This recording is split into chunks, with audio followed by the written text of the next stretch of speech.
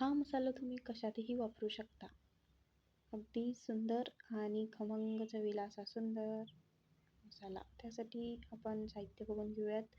खसखस आहे, त्यानंतर दगडफूल, स्टार फूल, थोडं बडीशेप आहे आणि वेलची, लवंग, दालचिनी, मोठं जिरं, शाळजिरं आणि केसर फूल आणि तमालपत्र आणि मोठी वेलची असं हे घेतलेलं आहे. आणि जास्त प्रमाणात धने घेऊन आणि हे अशा लाल सुक्या मिरच्या सुद्धा घेतलेल्या आहेत. मग एका पॅनमध्ये ते सगळं काढून घेऊयात. धने घेतले, धने 100 ग्रॅम घेतलेले असतील. धने घातले, त्यानंतर मग हे दगडफूल असं घातलेलं आहे आणि त्यानंतर हे सगळे घेतलेले मसाले आपण त्यात घालून घेऊयात. खसखस सोडून, कारण खसखस भाजताना जळते, त्यासाठी खसखस आपण नंतर घालूयात. आणि ह्या सुक्या मिरच्या सुद्धा त्यात घालून घेऊयात. त्या घातल्या की मग कसं मस्त परतून घेऊयात. गॅसवर परतून घेतलं. हा मसाला गरम करून घेतला मी, भाजून घेतला छान. मग ते गार होण्यासाठी एक 5 ते 10 मिनटं ठेवून देऊयात. 5-10 मिनटं ते गार झालं की मस्त मिक्सरमध्ये सगळं ते घालून घेऊन छान बारीक वाटून घेऊयात.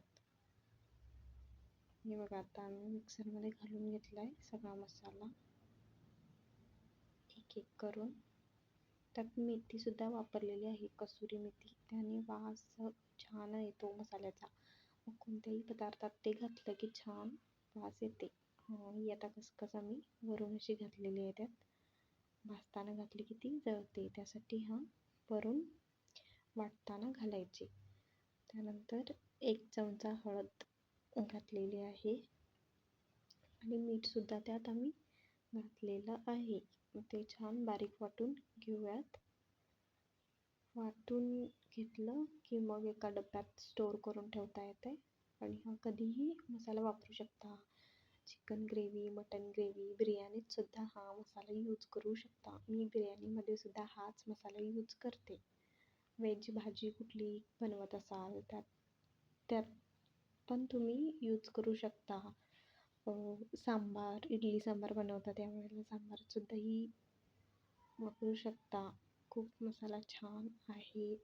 भरली भेंडी, भरलं वांगं, ढबू मिरची, कुठलीही भाजी करताना हा मसाला तुम्ही यूज करू शकता. 1 चमचा घातला की काम संपलं.